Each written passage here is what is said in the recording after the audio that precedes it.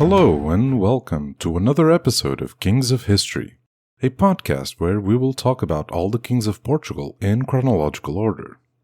In the last episode, we've learned how difficult it was to conquer the territory to the south of the Tagus River, and we also heard our Spanish neighbor's version of the captivity of King Afonso I. We ended the episode with King Sancho being knighted by his father. In today's episode, we will follow in the footsteps of King Sancho I, who was getting closer and closer to the throne.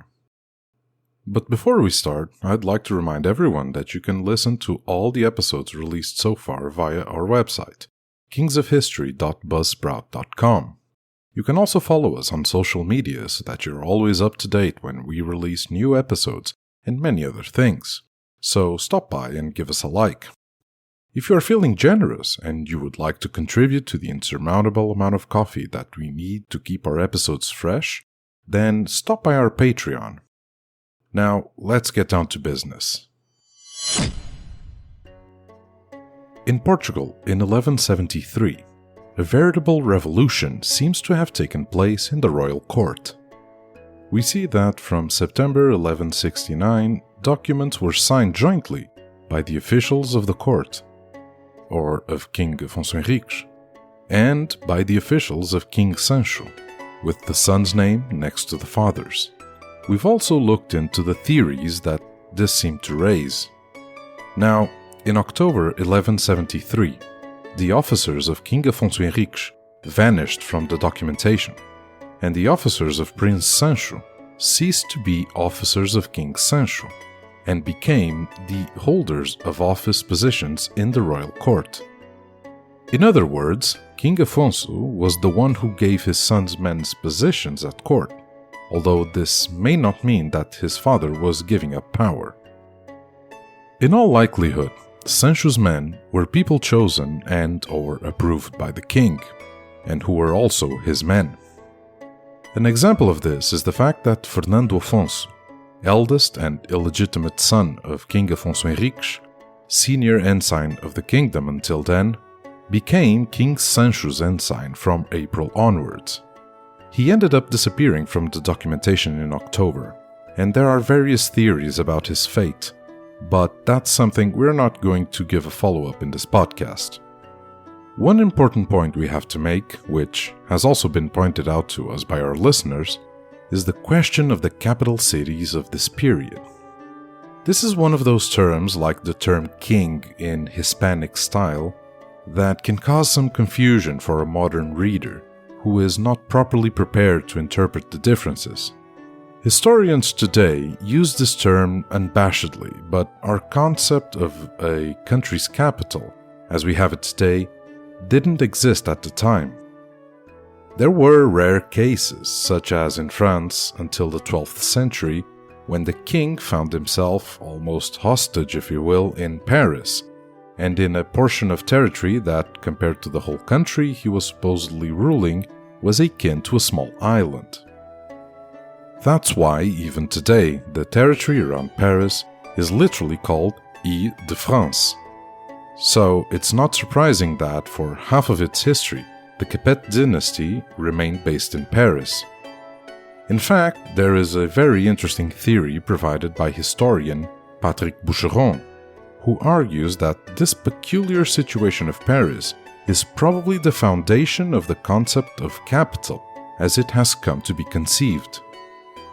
In most countries, however, rulers exercise their power through their presence and proximity. And since they couldn't be everywhere at once, they adopted the model that has become known to us as itinerant courts. Even in Portugal, well into the modern period, kings moved around various cities, staying in them for a certain amount of time, and even enacting laws or judgments there. From King Afonso III and King Dinis onwards, the main area while touring the country was within a triangle with 3 cities for vertices: Lisbon, Santarém, and Évora. Naturally, this doesn't mean that we wouldn't find them elsewhere as well. This in no way detracts from Lisbon's status as the capital. Let's just remember that we're talking about a later period than the one we are dealing with right now. Or the fact that, although the court and the king's closest officials moved around with him, the main organs of power, administration, and justice were based in that city and didn't leave its walls. So, now returning to the second half of the 12th century, we can affirm, based on these arguments, that the capital of Portugal was, without a shadow of a doubt, Coimbra. And from 1169 or 1170 onwards, we will witness an unparalleled settlement of King Afonso Henriques and King Sancho I in that city. Even when they moved around, and we know they did, the documents and sentences they issued were dated and marked as if they had been produced in Coimbra. Speaking of the king's movements, in September 1173, we will find King Afonso Henriques in Lisbon, side by side with his children, Sancho and Teresa, receiving the relics of Saint Vincent to be deposited in the cathedral of that city. This was a very important moment for the kingdom, for the city, and also for Sancho. For the first time, at least as far as we know, we see him side by side with his father, with the status of co-ruler in a highly visible public event. Moreover, the accounts of the event that have passed down to us from the clerks of the Lisbon Cathedral gave Sancho a great deal of importance. This event saw the transfer of the relics of Saint Vincent, and without going into too much detail, the fact that they were retrieved from infidel lands, and also that he was a saint who was a martyr for the faith, can be seen as another way of raising the profile of King Afonso Henriques in the eyes of the Holy See. There are two clear victors we can identify in this instance: the crown, for the reasons we've already mentioned, and the Cathedral of Lisbon, along with the city itself, of course. In fact, we begin to notice in the accounts a sort of premonition of the city's future greatness in the history of Portugal, and its future role as a capital. It seems that the accounts of the canons of the cathedral — canon is the church position for an administrative official — made after this event of 1173, but before the eventual change of capital, already in the reign of King Afonso III, prophesies a bright future for the city. This isn't surprising, even in the eyes of a modern observer, because Lisbon has the best natural harbor on the entire European coast, and its location, although slightly to the south, is still central to the country that the first kings wanted to build. Let's not forget that the geodesic center of Portugal is near Abrantes, and this city is not that far from Lisbon. We can venture to say that, at the end of the 12th century, the fact that Lisbon was destined to be the capital of the kingdom was no secret to anyone in the Portuguese national affairs. After all, the city was already home to the yet non-existent Portuguese navy, which was only created in 1317 by King Dinis, and ended up being the first in Western Europe to be officially established. But what do we mean by non-existent navy? Simply that, at the time, there was still no properly organized navy, with a defined corps of officers or sailors. So, whenever the monarchs needed to expand their ambitions to the sea, they had to resort to, for example, merchant ships. The commanders, crew, and equipment for naval warfare were assembled, trained, and equipped with these immediate needs in mind, and in times of peace, the kingdom's ships were anchored or dedicated to other activities, such as trade or smaller missions. During the reign of King Afonso Henriques, there were at least 2 major naval battles between Portugal and the Almohads, with both sides claiming one victory and suffering a heavy defeat. You can listen more about this in episode 5 of King Afonso Henriques.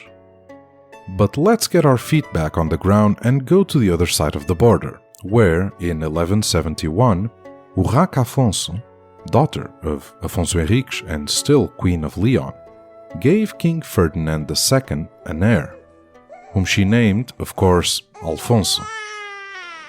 This would be the future Alfonso IX of Leon, but his path to the throne was bumpier than it first seemed. This comes as a direct consequence of the annulment of their marriage being decreed in 1175, due to the degree of kinship that existed between Ferdinand II and Urraca Afonso.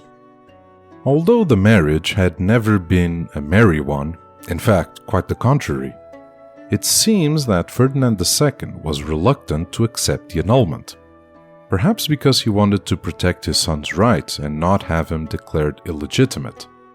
But his legitimacy was safeguarded in the annulment process, and he would end up succeeding his father after his death. We've now reached the year 1175, when Sancho marries Princess Dulce of Aragon, sister of Alfonso II of Aragon. Going back a bit in order to recall from the interlude episodes, part of King Afonso Henrique's strategy to keep Portugal safe from aggression from the kingdoms of Leon and Castile was to establish an alliance with Aragon, the only Christian power in the peninsula capable of making a strong presence on the opposite flank of these two kingdoms. To this end, it had been agreed to marry Mafalda to the future Alfonso II, but this did not materialize due to the death of the princess. Now, another union was being sought to unite the two kingdoms. The marriage of Sancho quickly bore fruit. In 1176, Princess Teresa Sanchez was born, but she wouldn't be alone, since the marriage of Sancho and Dulce would produce a total of 9 children, to which must be added the 11 children recognized by Sancho from all the other adventures he had. On this subject, there is a sort of recurring joke among historians about the name that Sancho later received, the populator, or the settler.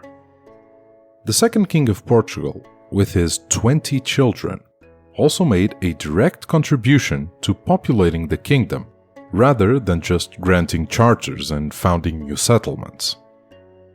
The serenity in the kingdom's governance from 1172 onwards, and the initiatives with the Holy See that resumed in 1173 with the arrival of Cardinal Jacinto in Portugal, together with Sancho's marriage and the more peaceful and agreeable political climate that began to prevail on the peninsula in general, seemed to predict that until the renewal of hostilities against the Almohads at the end of the truce in 1178, nothing very significant would happen. And, in a way, that's more or less how things turned out to be, were it not for a very revealing little detail, but one that would easily go unnoticed by any reader who isn't trained or experienced in the craft of history. The official documentation we have points us to a kind of coup attempt at court by Sancho against his own father, Afonso Henriques. Between September and October of 1175, 2 donations that were made by the future king himself showed that he used the services of Vasco Sanches de Barbosa, who was the king's former chancellor until 1172, instead of using the services of the current chancellor, Pedro Feijão. This is extremely unusual and even unprecedented in documentation of this nature. And if we take into account that in the first document, Sancho presents himself in the first person singular and with the title of king, referring to his father, to Dominus Terrae, which meant Lord of the Land or Lord of the Territory, and in the second document, the name of King Afonso Henriques is not even found.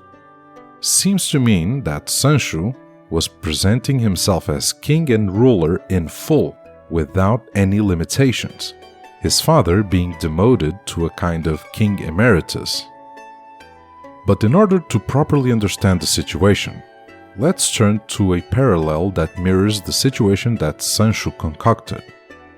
Between 2013 and December 2022, we had Pope Francis fully active as Supreme Pontiff, but at the same time, Pope Benedict XVI was still alive. However, the documentation eventually normalized after this incident, which leads us to believe that the prince's attempt had no effect. But it also doesn't seem to have left any evident strains on the relationship between father and son. But why would Sancho do such a thing? This period coincided with the aftermath of the annulment of Ferdinand II of Leon's marriage to Urraca, which must have worsened the already bitter relations between the two kingdoms, and led to a campaign by the Leonese against the region of Celurico da Beira in the eastern central region of the country. We can only imagine how much a young, married Sancho in command of the kingdom's forces, but who until now had achieved little more than a few one-off victories and had failed in his second attempt to conquer Badajoz, might want to finally prove his worth and preemptively assume the power that would be his. The year 1178 finally arrives. The truce with the Almohads reaches its end, and Portugal fully resumes the offensive. Sancho, a young man thirsting to prove his worth, found himself in the front line with his men on the outskirts of Triana, a suburb on the west side of the Guadalquivir River, opposite of Seville. At the time, this city was already the Almohad capital of the peninsula, and had the Almohad fleet that was used to terrorize the Christians anchored in it. This campaign was not entirely unprecedented. Let's remember that some 50 years earlier, Alfonso of Aragon, the battler, had descended upon the Almoravid territories, advancing from his small kingdom situated south of the Pyrenees until he reached Granada, in the very south of the peninsula. But he did this when the Almoravids began to break up into Taifa kingdoms.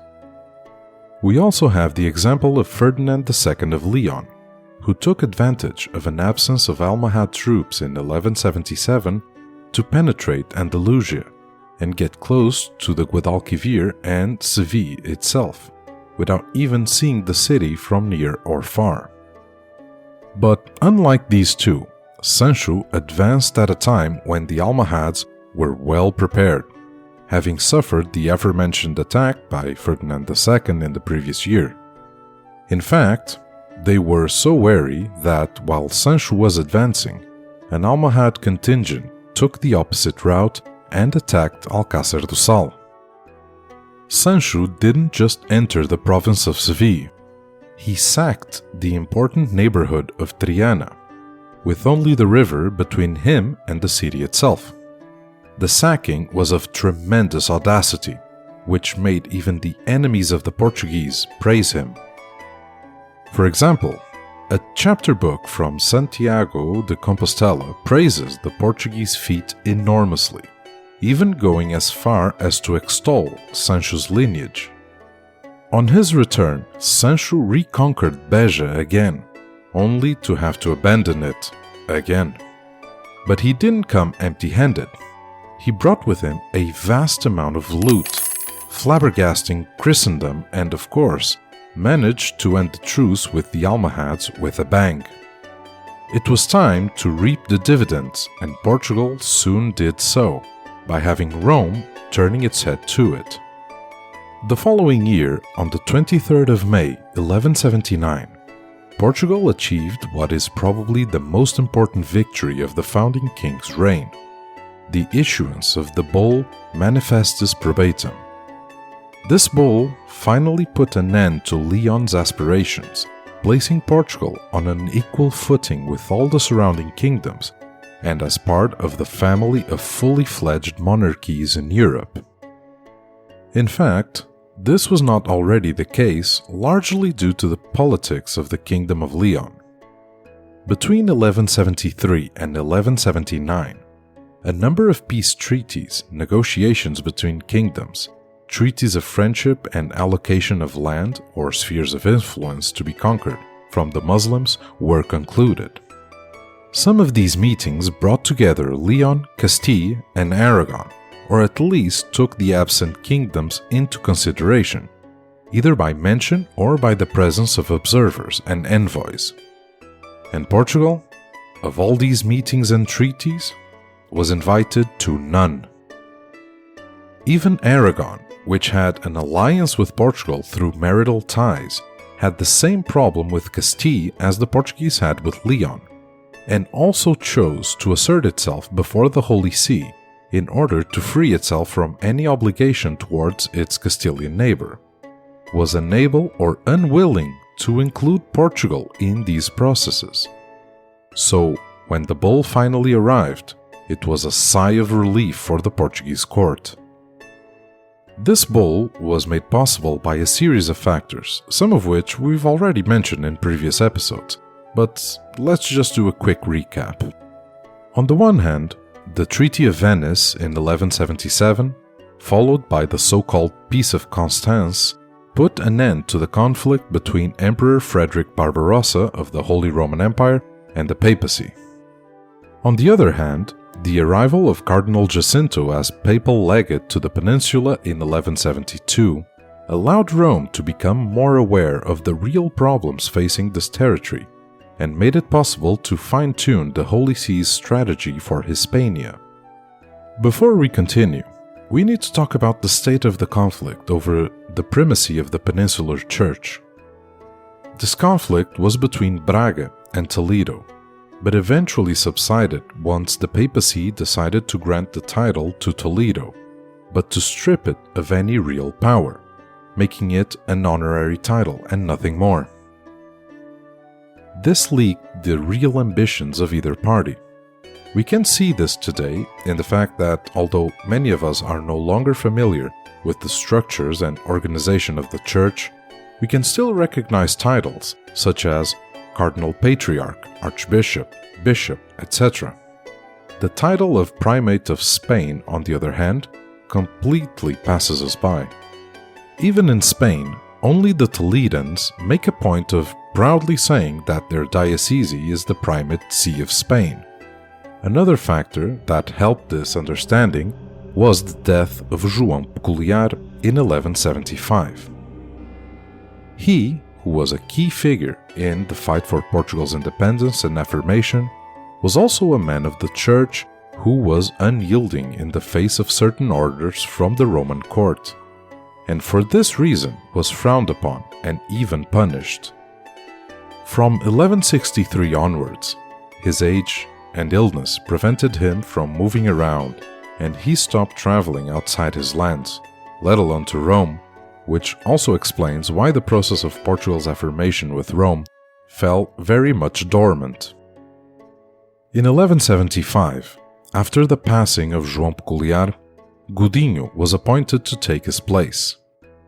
Godinho, a much more conciliatory figure than João Peculiar, managed to reach an easier understanding with Rome and Toledo, although he continued to arm wrestle Santiago de Compostela and its claim to the dioceses of Lusitania. Finally, the image of Portugal and its king was also reworked. From being a conqueror and victor who based his legitimacy on his strength and obvious divine favor, we now see an attempt to portray the king as a skillful, pious ruler, defender of the people, the Church, and the holy causes.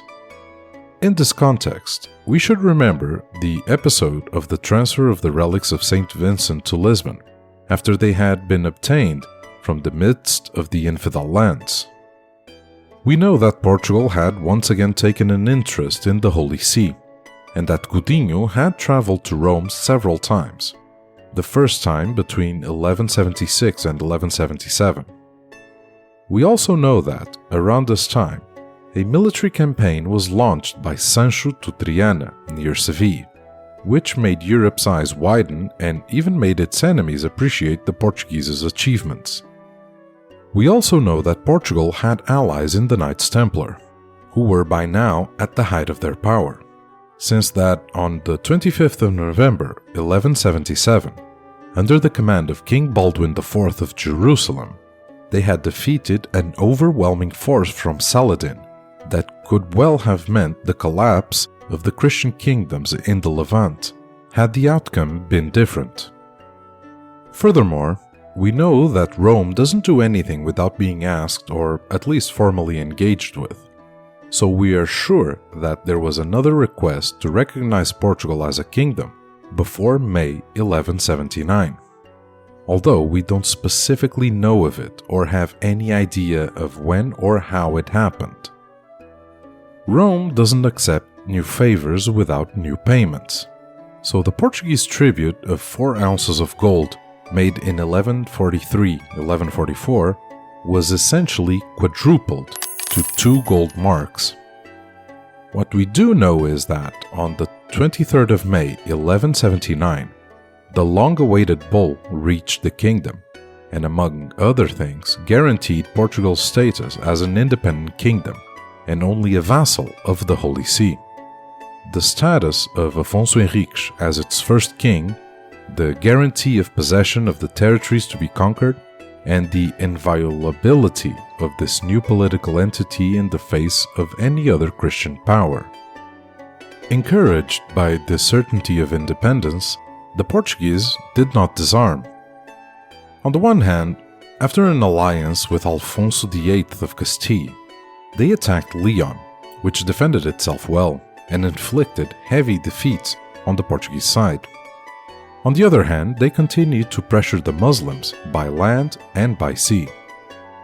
In 1179, Fuas Roupinho, the legendary admiral, once again sacked the outskirts of Seville, sailing up the Guadalquivir with his fleet. Then, as we saw in episode 5 of King Afonso Henriques, Fuas Roupinho won the legendary Battle of Cape Spichel in 1180, only to die before the Almohad fleet in 1181 in a heavy defeat for the Portuguese. Even so, there was another entry in the outskirts of Seville in 1182, led by the Knights Villain of the border. At the same time that Portugal was becoming a thorn in the Almohad's side, the Castilians were also showing signs of being adventurous, going on plundering expeditions as far as the outskirts of Cordova. In addition, they pressured the King of Leon to finally abandon his alliance with the Muslims that had been established in 1168, as we have already seen, despite the disagreements in 1175. Suddenly, it seemed that the Almohad power was going to fall in the same way that the Almoravids had fallen and the Caliphate had fallen as well. But the problems that held back a large part of the Caliph's military power in Africa were about to be over, and when that would happen, all the Almohad eyes would once again gaze in the Iberian Peninsula's direction, with the Caliph himself taking up residence in Seville when he replaced Marrakesh as the capital of the empire. In short, we now had 5 powerful Christian kingdoms, consolidated and occasionally at peace with each other, united in a kind of not-so-secret pact to reconquer the southern territories and with treaties already signed for the distribution of areas of conquest. These kingdoms were Portugal, Leon, Castile, Aragon, and Navarre, the latter of which had been left behind and no longer had any borders with the Muslims and was increasingly becoming a satellite kingdom of the English or French, so that it could protect itself from the aggression of the Aragonese and the Castilians. Out of all these kingdoms, Castile and Leon were by far the most powerful, and resourceful as well, with the crown of Aragon divided between peninsular and Mediterranean affairs, since the Aragonese kings were now also Catalan counts and lords of Provence in southern France. But Portugal was the most bellicose kingdom in the face of the Almohads, attacking both by land and by sea, and for the first time a Christian power had fought on equal terms with the Muslims in the Atlantic and even won. But once the Almohads had cleaned up their house in Africa, the reprisals would be felt, and it was certain that Portugal would be the most chastised kingdom, since it had also been the most daring. Some examples are the assault on São Martinho do Porto, the attack on Porto de Mós, which ended in a crushing defeat for the Almohads, and the siege of Santarém in 1184, in which Sancho, resisted the forces commanded by the Caliph himself. All these events were described in the final episodes of King Afonso Henriques, but they were just a prelude to what was soon to happen, which would manifest itself with King Sancho I sitting on the throne. And it's this reign that we'll deal with from now on, after clarifying just one last issue: Três Afonso. In August of 1183, Princess Teresa married Philip of Alsace, Count of Flanders. This is yet another example of Portugal's diplomatic strength. Throughout the late Middle Ages, the Counts of Flanders were a very powerful economic force in Central Europe, and even fought on equal terms against the Capet kings of France, their supposed suzerains. The fact that we have a Portuguese princess whose role in the regency of the kingdom, alongside her brother, is still debated today. Marrying into such a powerful context is significant. With regard to Teresa's role in the regency of Portugal, we should point out that some historians have argued that the siblings shared roles, him in the fighting, her in the administration. But these hypotheses seem to lack any real evidence, and in any case it doesn't make sense that the princess remained the administrator of the kingdom's affairs while her brother had his own officials, and, after 1173, had the monopoly on the royal court positions. It seems more plausible to us that Teresa's stay in Portugal for such a long time without ever marrying, and the leading role that her name acquired in official documentation, was the result of a simple, pragmatic decision. At the time, King Afonso Henriques had only 3 legitimate children: Sancho, Urraca, and Teresa. Sancho, as a bachelor, left the kingdom in a vulnerable position, being the commander of the Portuguese armies at the front. Should anything happen to him, and with no heirs born, only Teresa was an option to succeed her father. Urraca shouldn't, since she had a son from her now annulled marriage to Ferdinand II of Leon, and that son had been legitimized to succeed his father on the throne, which meant that if the Portuguese kingdom was inherited by Urraca and she died, her son, together with Ferdinand II, would inherit it. The fact that Teresa only married in 1183, when she was already 31 or 32 years old, can be explained by this cautionary scheme, so that as the possible successor to Portugal, if her brother died, could not marry a king or future king of a rival kingdom. Otherwise, Portugal would become a possession of that kingdom. In 1183, Sancho already had 3 legitimate daughters with Dulce of Aragon, and there was a promise that the fruits of the marriage wouldn't stop there. It was therefore safe for the princess to marry, and, as we've mentioned before, not only did she marry the coveted Count of Flanders, but she was accepted as a bride despite her advanced age. So advanced, in fact, that she never had any children, despite marrying again after her widowhood, this time to the Duke of Burgundy. And this concludes our episode, in which we have learned about the many changes in the kingdom's court, the marriage of Sancho I to Dulce of Aragon, which would be fruitful and a clear conscience for those who were worried about the dire need for descendants.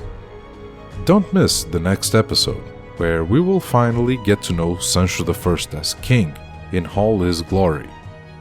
Take care, kings and queens.